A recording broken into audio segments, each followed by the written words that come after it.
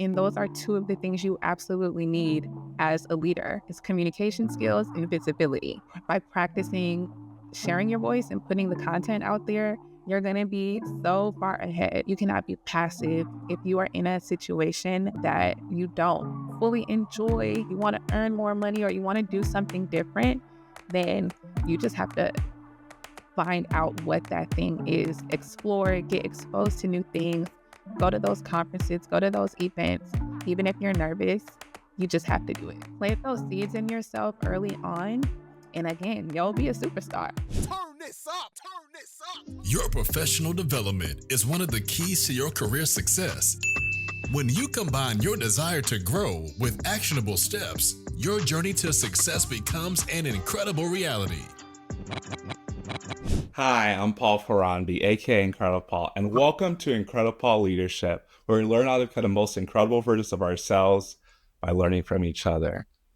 First off, thank you for listening to the show, but I want to make sure you also know that you can watch it on YouTube.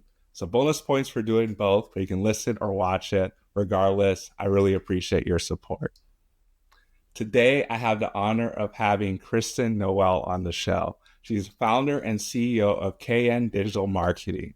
She helps speakers, consultants, and experts land high-value corporate contracts and speaking opportunities to multiply their income and influence. So not just a snapshot of you, Kristen, but how about you introduce yourself the way you would do it? Thank you so much, Paul. I am so happy to be here and excited for our conversation today. But yes, so I'm Kristen, as you mentioned, and I do have a digital marketing agency, and I actually help leaders and experts not only with how they are marketing and talking about themselves online, but also in how they are selling their services and selling their thought leadership. So my goal, honestly, is to help people build out their impact, deepen their impact, be able to scale their income and earn, the revenue that we deserve, and to really ultimately be able to create freedom in our lives. Freedom is such a hugely important thing and concept to me. And that's honestly one of the primary reasons that I started freelancing and started my business so many years ago now. Because I wanted to be free to express myself. I wanted to be free to work with who I wanted, where I wanted, and in the ways that I wanted, things that really brought me joy and that I was passionate about. And I want to bring that same opportunity to other people to get their ideas out there, their creativity, their expertise out there in a way that they don't have to compromise who they are, or they don't have to continue to just mold to, an expectation of an employer. So really being able to take our future into our own hands and to be able to command higher premium rates and opportunities. And that's what led me to do what I'm doing now. That's a really incredible mission. And this whole idea of freedom, being your own boss, also like unlocking potential, it seems like. It's like untapped potential that you're working with these entrepreneurs and leaders on. So talk me through how you got to doing this. It sounds like you've been doing this for a while, but what made you want to start doing this? Yeah. So actually, this particular thing that I'm doing in terms of helping people land corporate contracts and land speaking opportunities, it's newer, but it's something that I have been developing over the last 3 years and pivoting my business actually pretty recently. So before in my business, I was offering your typical digital marketing services. So I've done things from website design to social content creation, to like writing emails and doing email marketing for my clients, as well as doing launches for coaches and things. And these are all services that, we still offer, but I was noticing that my clients were elevating and I was elevating, and we were looking for more than just a website, for example. And like, just because you invest, and you might invest a lot of money into a website, but that doesn't necessarily mean that the right clients are automatically going to find you. And I was also working with some small business owners who I love, but they didn't always have the budget to be able to provide the services that I wanted to provide. Like I wanted to do all the things like let's set up some sales funnels, some email campaigns, make sure your social content is on point. I want to do video. There's so many things that I love to do when it comes to serving and helping people get their message in front of the right people.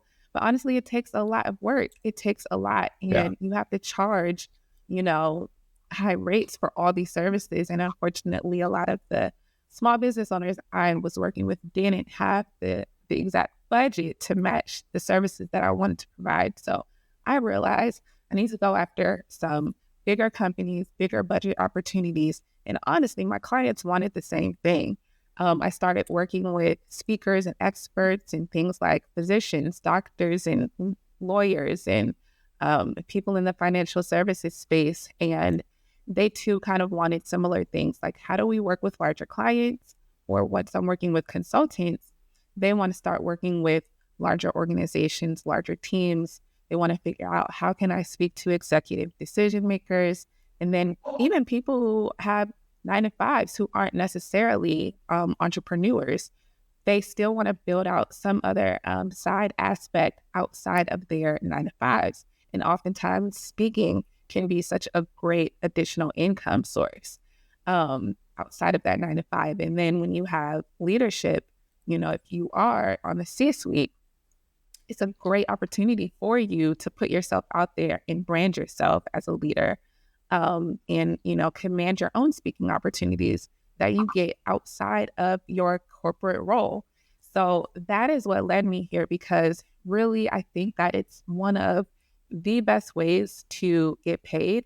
And it's one of the best ways to use your voice, is by sharing all of that experience that you have, that knowledge that you've built up, the expertise. A lot of times we're just sitting on just a gold mine of information. And if you're not necessarily in the know of how to leverage your experience, you don't know that you can sometimes go out here and get paid $2,500, $5,000, $10,000 and more for these speaking opportunities. And sometimes you can consult with companies and they can pay you $10,000 a month on a retainer.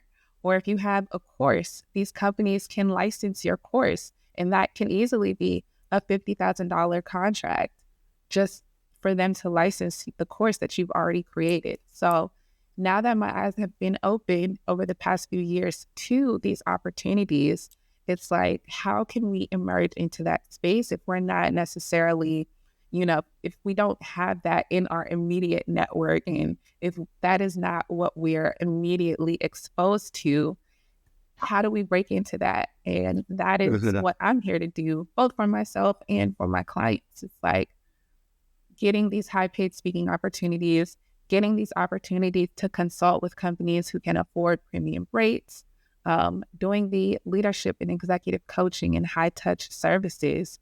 So that is how I ended up here. Wow, that's an incredible story. And how you even, it seems like it was just out of necessity. Yeah. that it came out.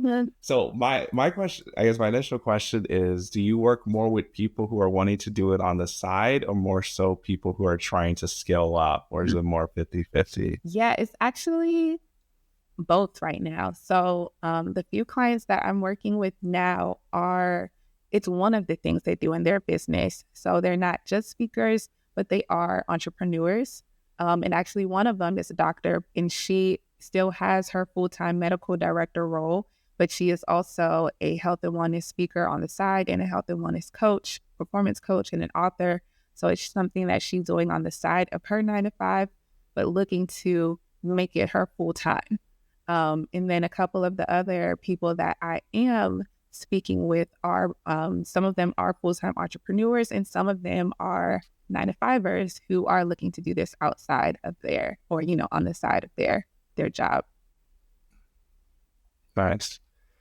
So I guess I'm just thinking about my audience, and it's a lot more younger professionals, some people in STEM, so they have kind of expertise on the technical side, may not have as much speaking experience, but I guess what how do they even start? Mhm. Like, what is the first thing that they should be doing Wow. if they're thinking about, hey, one day I want to do this? Yeah, great question. And I think budding tech and STEM professionals should definitely keep this on their radar. And you might not necessarily feel like you have enough experience yet to go out there and speak at a conference. However, what you can do to get started is start just sharing your work, sharing some of the wins that you're able to achieve.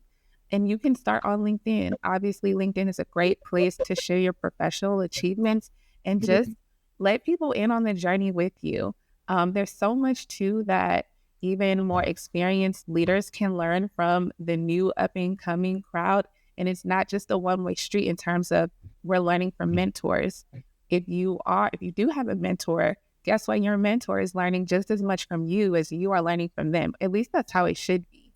And so Mhm. I don't want you to discount your experiences, what you're doing in your workplace, what you're learning, what you're testing out and trying, and how you are emerging into your field. So start just sharing content about what's happening in your company, what you're doing, what excites you. Obviously, not the private stuff that you guys are working on, but Yeah. you can definitely talk about your journey and talk about, the things that are available to share publicly and just start Mhm. making that name for yourself online. And you're definitely going to stand out. And if you stay consistent, people are going to start reaching out like, hey, I noticed that you are a UX researcher and we would love to have you speak at our conference, our UX conference next year or this year. So start there and practice communicating. Just practice speaking up at work and building those relationships with your bosses and with the senior leaders in your company.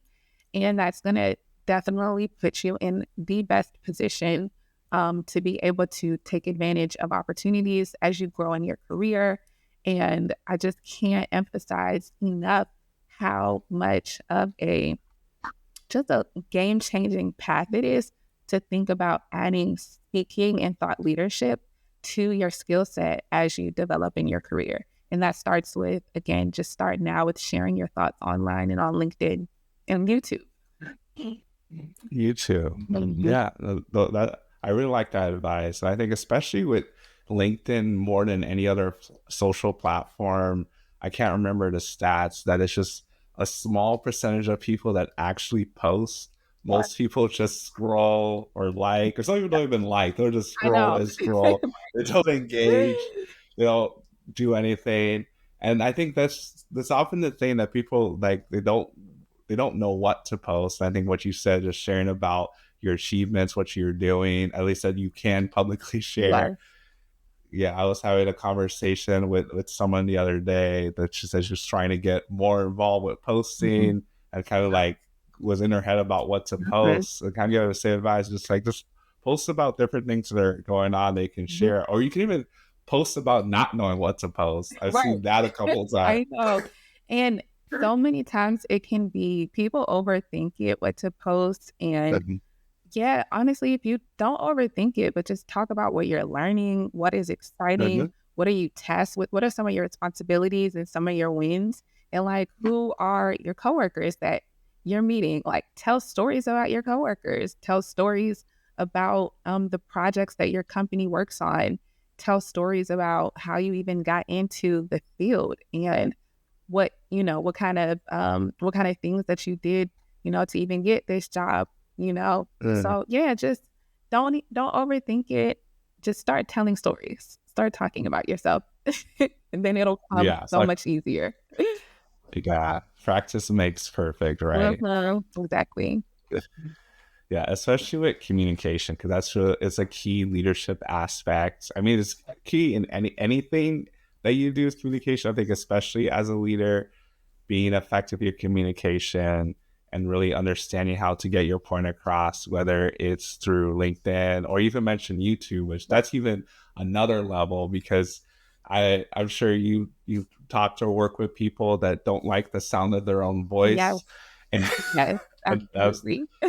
yeah, so that's something you eventually you get used to it or better at it, but I guess one thing that helps me is that realizing that this is how everyone else is already hearing me, Mhm. so it's better off that I know what I sound like Yes. as opposed to just living in my own bubble.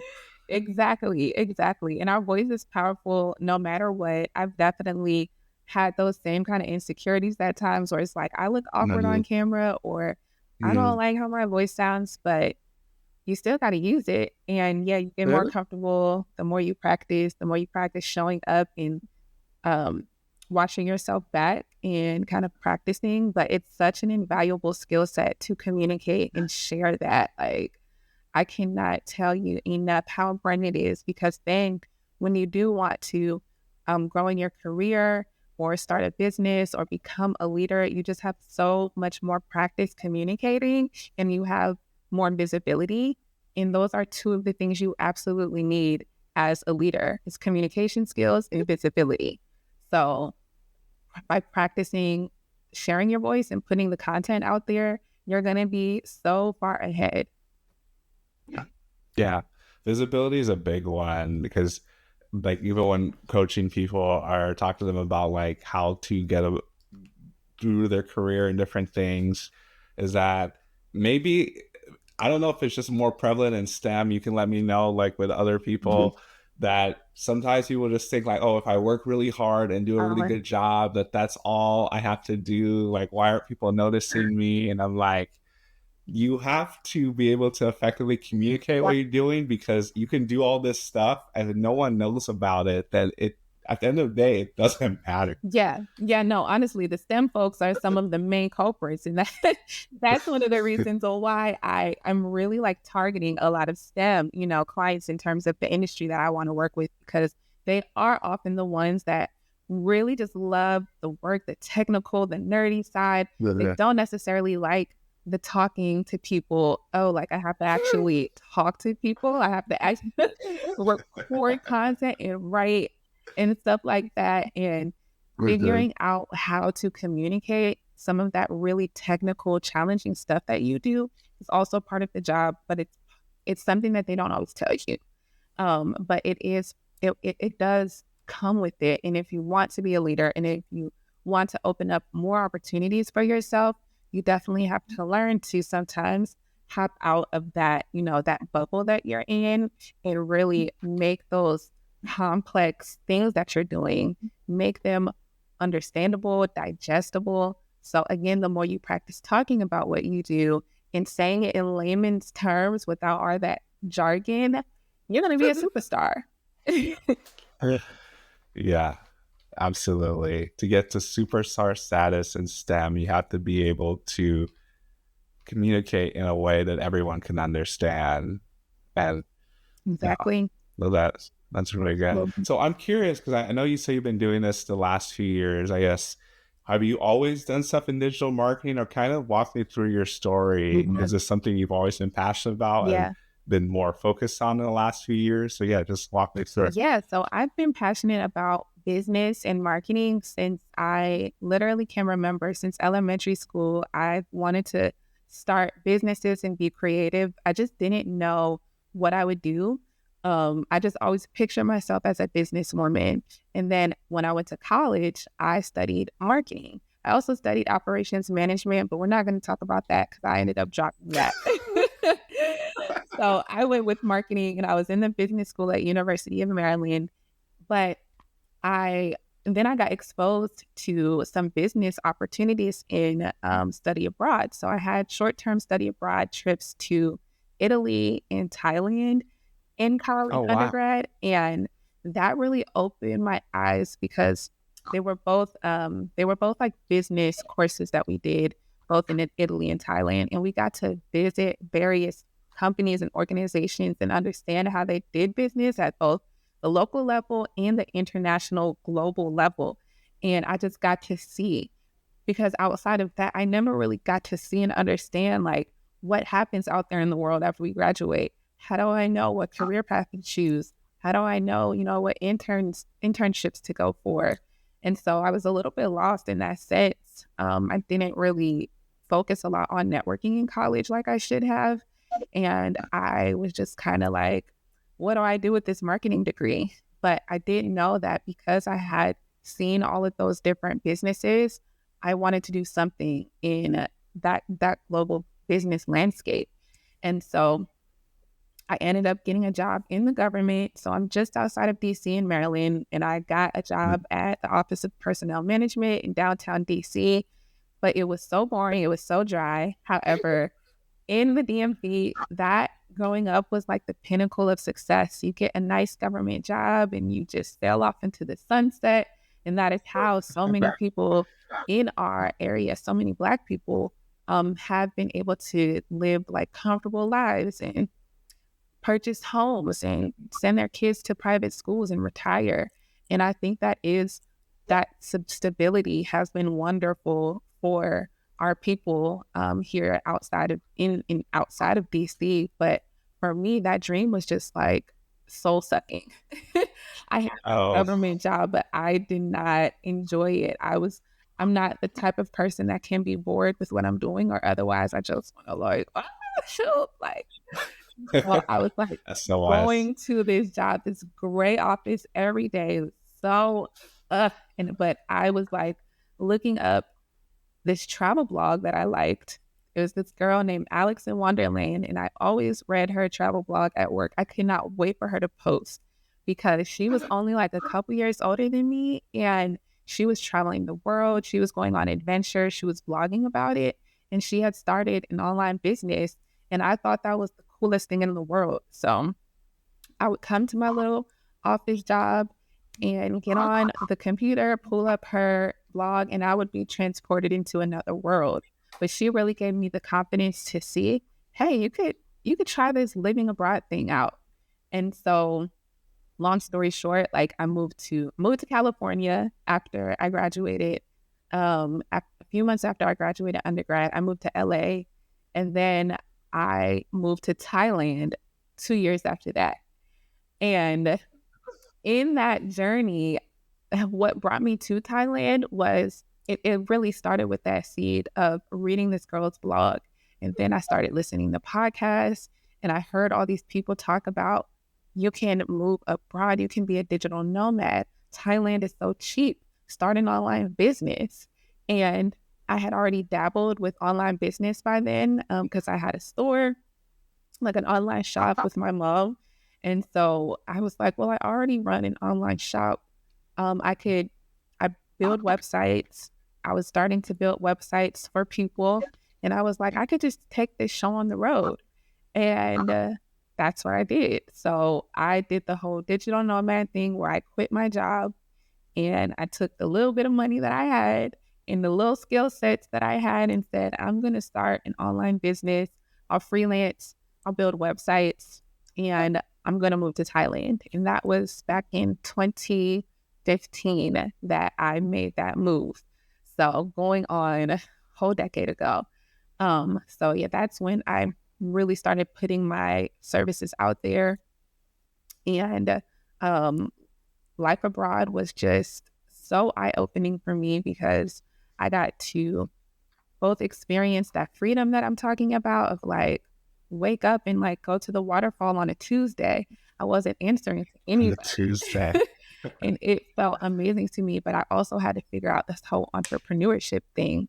And so then eventually after kind of that stint of doing that, I got a job in Malaysia and I was working for this really dope company. At the time, I thought it was really dope. And I'm not even going to name them because they ended up not being so dope after about a year. Oh, no. But I Okay. got so much experience. I learned so much about tech, digital marketing, sales, um, branding, just so many things. So I will say that that experience, it was definitely one of the most interesting and best career experiences of my life. But when it was time to go, it was time to go. Um, but that's a little bit just about my background and why I really got into the whole idea of freedom and being able to travel, being able to go where you want, when you want. But also, I was really passionate about having a hard skill set. And and that's what I really, really learned at that job that I had in Malaysia is we work with apps, we work with courses, we work with like we did webinars and learning design, instructional design, and advertising and video production. So I just got to Wow. get exposed to so many different, little elements of the business. And that allowed me to go on and really just grow my own business with that knowledge that I had. Wow. And that was in Malaysia, you said? Yes, that was in Malaysia, in Kuala Lumpur, KL. One Park. Yes. Okay, cool. I've never been there. My Mhm. dad has been there a couple times for Oh, different things. okay. He said he really loved it. Mhm. Oh wow, that's an Mhm. incredible story. So from Maryland, DMV area to Mhm. California Yeah, to where'd Thailand. you went? Thailand. Yes, Yeah, I can't forget Thailand, and then Malaysia. yes. After Thailand, I actually moved to Florida for a little bit because my parents were in Oh Florida, and then to Malaysia. Then I moved wow, back to the States, back to Maryland. back to Yep. Maryland. Wow. So, where has been your favorite place you lived so far, if you have one? Honestly, home is always going to be where my heart is, but Okay. I loved living in Thailand. I absolutely adored it. And I enjoyed living in LA too. I really like LA. Yeah. Okay. Awesome. Good to But know. Thailand was amazing. You should go. That's amazing. I guess because I have heard that a few different times with like digital nomads, and that Thailand is cheap, is Mhm. I don't know, cheaper or cheap to live in. Mhm. I guess what, like, for those of us who haven't been to Thailand, me included, what are some highlights or things you really enjoyed about living there? Yes. So I really do love the affordability. Obviously, we're Americans, so we're privileged in that way. And you can go out there. My first apartment that I leased out there was literally $500. It was about $500 a month, and it was a luxury one bedroom. There was a pool there. There was a gym there that I did not use at the time, but it was like, yes, it was a luxurious apartment for only $500, and it was in one of the, the trendy areas of town. So I had my scooter, and I just went and leased this apartment, made some friends out there. And it wasn't like overnight. It wasn't just like I flew out there and hit the ground running. I flew out there and didn't even know what I was doing. I was nervous. I was scared. I was like, wait, what did I just do? I just moved to Thailand. I just bought this one way.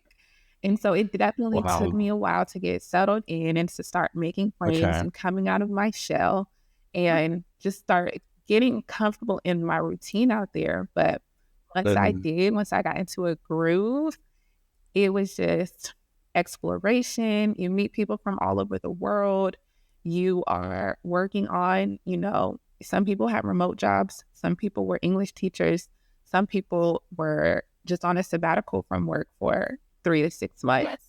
And then others wow. were like me who were freelancing online or building some type of online business.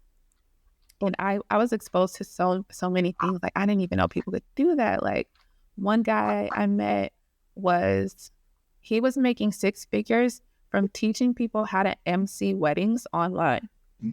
Just random. Just- What? yeah, he was a wedding MC coach, and he had his own wedding MC coaching business and was making 6 figures and just traveling the world. And he would pop on Zoom and teach classes and coach people how to be a wedding MC. And I was just like, that was so freaking random, but so it was just the world was open because I met this couple who were both therapists, and then they just took their practice online. And this was way before the pandemic. So before the whole like real big boom of remote working, there were still so many Then, people doing online based businesses and traveling the world. okay. And there were also remote people back then too, people who, had their US based jobs, but they were working remote and they just decided to travel the world for some time. So that was really cool. Wow. A wedding MC coach. I can't get I it. know, me too. That's why it has stuck with me all these years later because I couldn't even tell you that guy's name. I just remember that's what he did, and I was just shocked. Like, you have got to be kidding me! How? What? Yeah, Wow. you'd be Roasted. surprised by the things that people can do, the things that people can sell. So the possibilities are endless out here. That's why I'm like, I don't ever want to be doing something that I don't enjoy, because there's literally so many possibilities. Yeah. And like you said, it sounds like just being there and just unlocked your world to the many different possibilities. I think it's really easy to get caught up in what we see every day, especially in the United Yeah. States. Like, I mean, like you said, after COVID or during COVID, remote work definitely opened up and then there's more opportunities. But I think prior to that, there definitely were people that maybe were doing remote work as wedding MC coaches, but we didn't know about it, or all this online stuff kind of exploded. But the fact that you're doing that even prior to COVID and that unlocked everything, that's Yeah, it incredible. really opened my mind. And that is why it was really hard for me when I came back to the States. It was hard for me to re enter the normal world, because I had spent a few years living abroad and I Uh, was able to just be more free. I didn't need as much money because I wasn't earning that much money out there, but you could really be living good in Thailand. Like if you were earning $1,000 a month, like you could live on top of the world. And that's the USD. wow. And then in Malaysia, my job, it was actually an American facing company, but they paid us in Malaysian currency, which does not translate well. Like we got decent salaries for there, but I wasn't able to like save and start my retirement fund out there and come back. So when I came back to America, I was pretty much starting from scratch, to be honest. Like didn't Oh, have a wow. savings, and it was hard for me to figure out how do I talk about my experiences in a way that like companies and hiring managers will understand. Because I just spent the last 3 years kind of working at this company in Malaysia, and then I was freelancing and I had my own business in Thailand. How the hell do you talk about this in a way that can get you a good job? And it took me a while. I Yeah. was really trying to find myself again after that experience. Like, who am I without being that girl who lives abroad? How can I talk about Yeah. my work experience, its history in a way that positions me for the kind of job that I want? And it was a rough time for other personal and family reasons too. So it was just an all around rough time kind of coming back to America after that and trying to find a job that I moved back to the DMV, and it's expensive here. So I Yeah. couldn't just go from, I couldn't no longer survive off $1,000 a month. And so I really had to take that time to find myself and to take my time searching for a job. I did all types of side hustles in the meantime. Like I did DoorDash deliveries and shipped delivery, and I was a substitute teacher for a while, which I really enjoyed Oh, that, by the wow. way. But then I Oh, yeah. finally landed a really nice job in tech. I was a technical project manager for an education tech company. And from there, like my life just started getting better in terms of just like my career unfolding, finances and everything. And I started to refigure myself out again. But that Mhm. journey, it definitely took a while. I think it took like maybe 7 months for me to even find a full-time job after coming back to Mhm. the US. So that was tough. But once I did, I started, just redefining myself again. Yeah. Yeah, the whole process of finding yourself and the fact that, yeah, it feels like a whole transition from you're in the US, you go abroad to Thailand and Malaysia, your world is unlocked, living luxury for 1,000 a month, and then you come back and then realization you have to make more money and then figuring out what you really want to do. I can only imagine. I'm sure there's people listening right now that maybe they're either in between jobs or in a job that they don't really love, Yeah, but they're not sure how to do what they want to right. do. I guess from your perspective, is there any advice or things you would say to them, like either on either end, Mhm, people are trying to find mhm. themselves or they know they're doing something that they don't want to be doing? Oh my gosh, yes. I love this question because I can relate, and I know that there's so many people who are experiencing this in the best advice that I can give you is to, number one, be active. Do not be passive. Don't just wait for something to happen and a magic promotion or a magic job offer to land in your lap.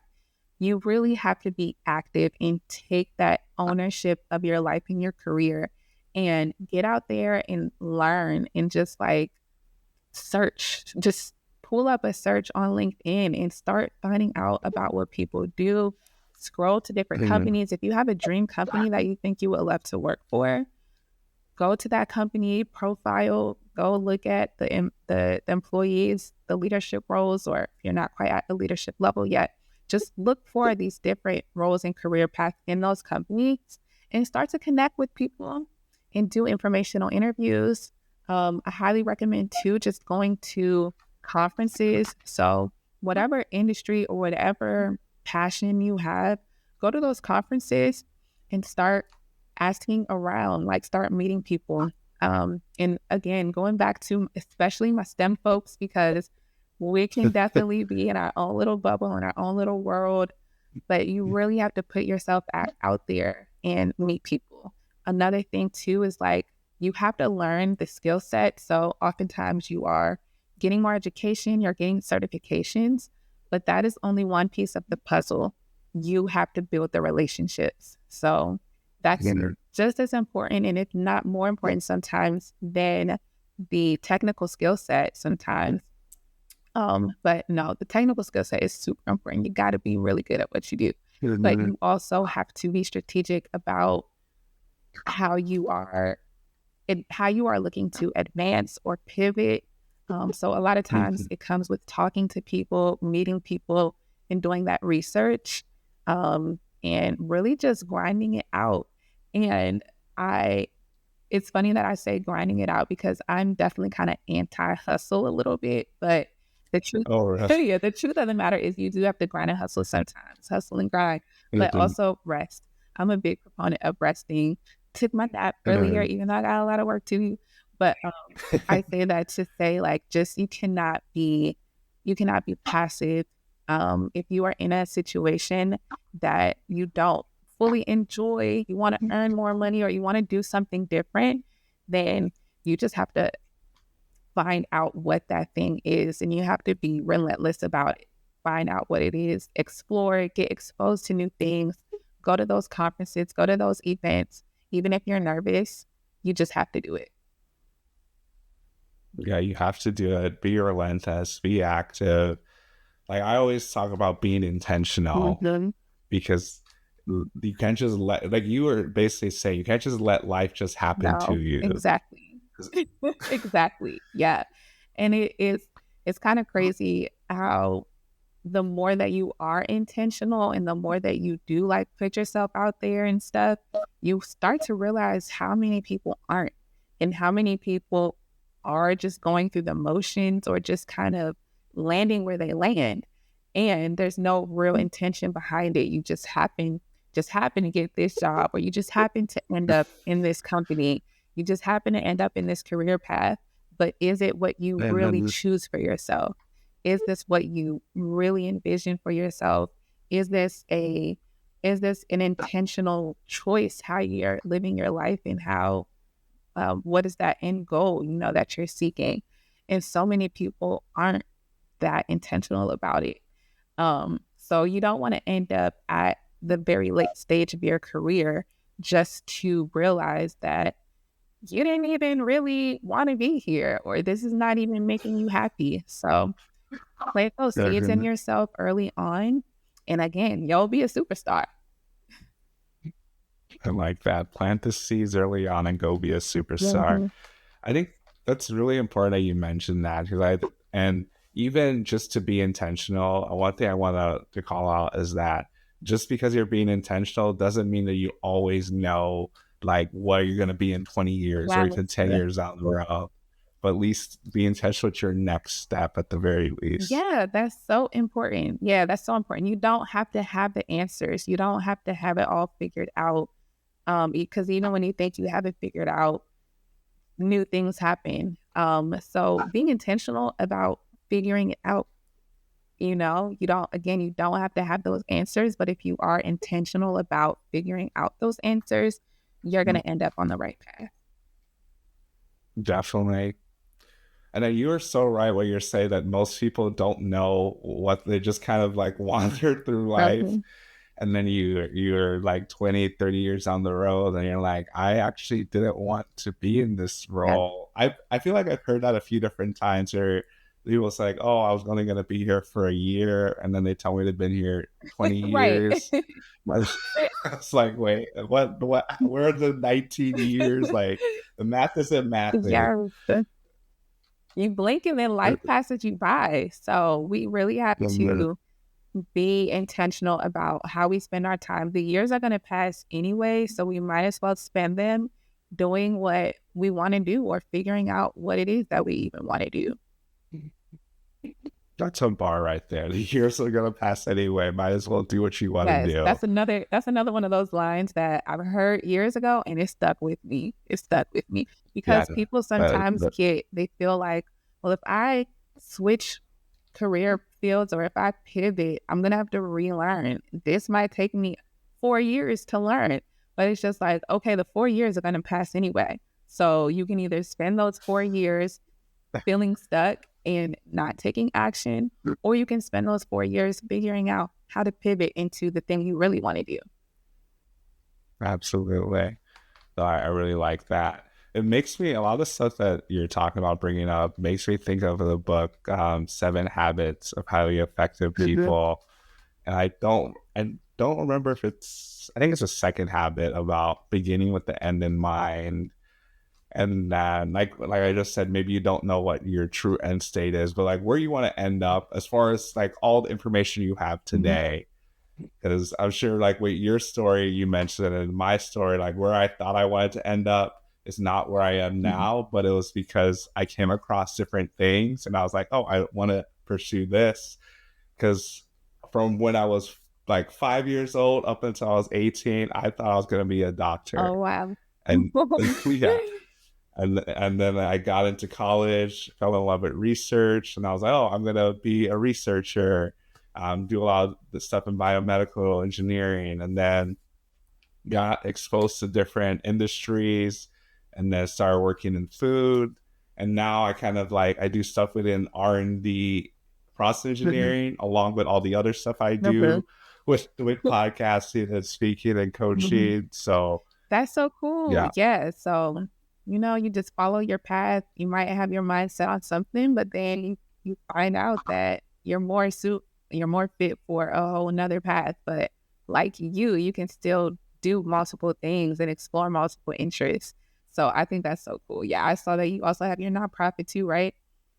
Yeah, I have a nonprofit too.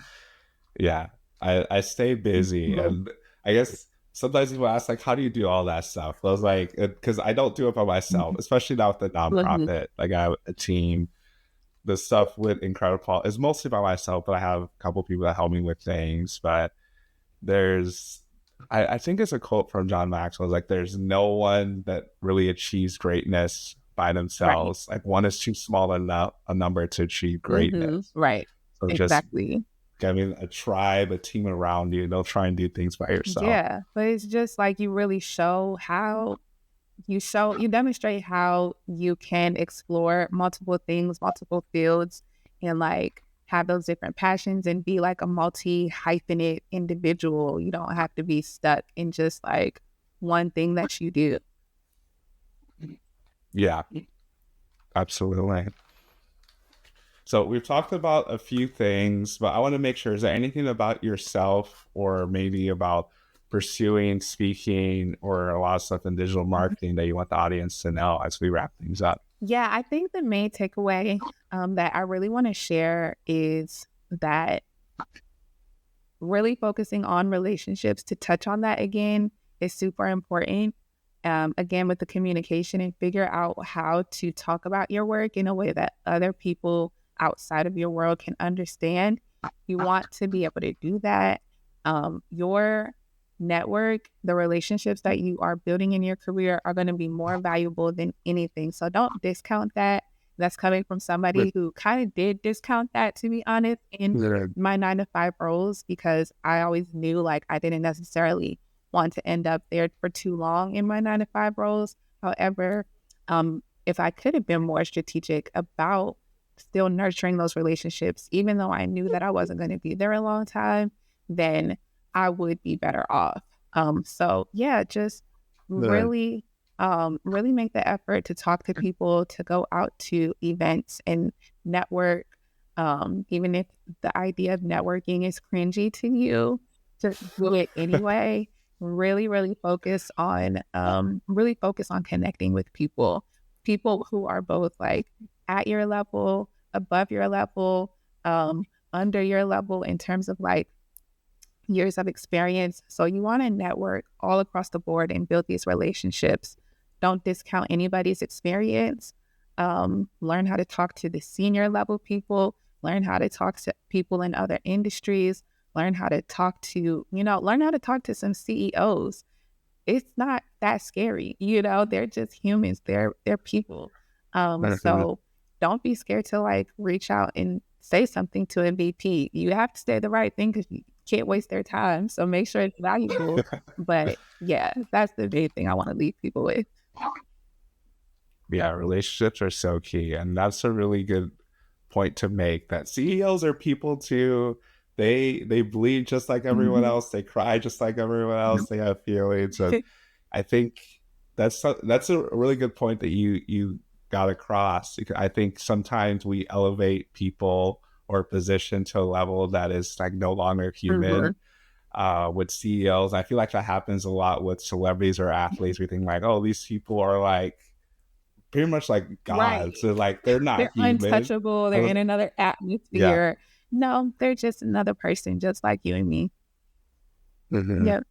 I think we all need that reminder, because I feel like I hear it when they talk on different shows or podcasts, that people who just talk to them, that they just want that. They don't always want to be in the limelight. Right. Like they want to just be able to have conversations with people without people like being starstruck. Yeah, they're like, don't put me on a pedestal, bro. I just want to talk to you like a normal person. Like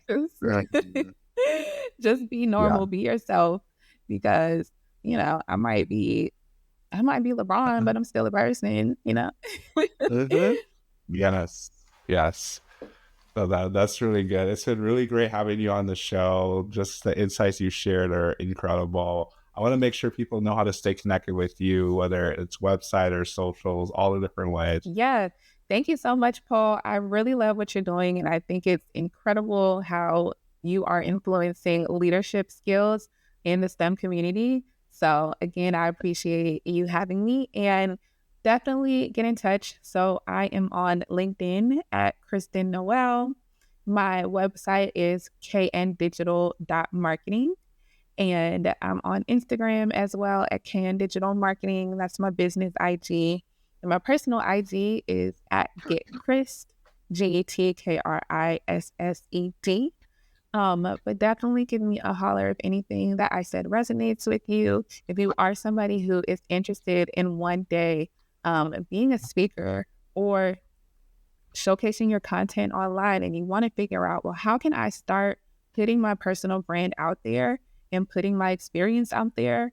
Again, you don't have to wait until you're like ready to, be a whole influencer or anything. You can just start with where you are now in your career. You can start sharing, just start sharing little stories about your work experience. And if you would like any tips or to brainstorm ideas, definitely find me on LinkedIn or come to my website and send me an email. But I would love to help. And I would also love any time to talk about, what does it look like to book a speaking engagement, or what does it look like to consult for a company? So if you have any questions about either of those things, feel free to hit me up. That's incredible. So I love your story, love the experiences you're able to share, and just being real about just how you weren't even sure how to navigate things when you came in back, just get ready to integrate it back into the States. Because I think it's something that's not always talked about. Like we glorify different things, whether it's being a digital nomad or being your own boss, but then you can go do that, and then you come back, and then I don't think a lot of people talk about how it is to just get back to the swing of things and just adjusting to different cultures. I think it's really important you highlighted that. And even if you can't necessarily relate to like moving abroad and moving back in, still I think the common thread is that I didn't know what my career path was going to be. I didn't know how to tell my story in a way. So many people don't know how to tell their story, and I struggle with that a lot. And you look at my content now on LinkedIn, for example, and I'm showing up consistently, but that wasn't always the case. I couldn't necessarily always figure out my messaging, who I was talking to, how I was talking to them, what jobs am I going to go after, how do I talk to these hiring managers. So all that to say is like, you might see where somebody is now and think that they are articulate and think that they, have it all figured out, but it doesn't always start that way. There's always a starting point.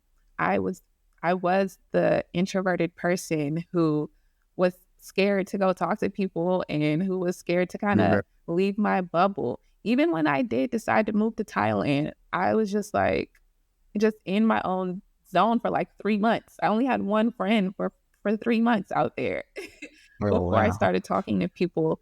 So everybody has a starting point. And if you commit to figuring it out, then you will figure it out.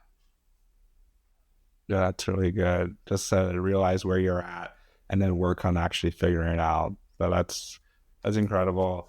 Thanks for your time. And definitely for all of you listening, I know you got something from Kristen's story. It is incredible story to just keep pushing, figuring out what you want, and realizing that you don't have to have it all figured out. Ask different questions, reach out to mentors, reach out to people around you.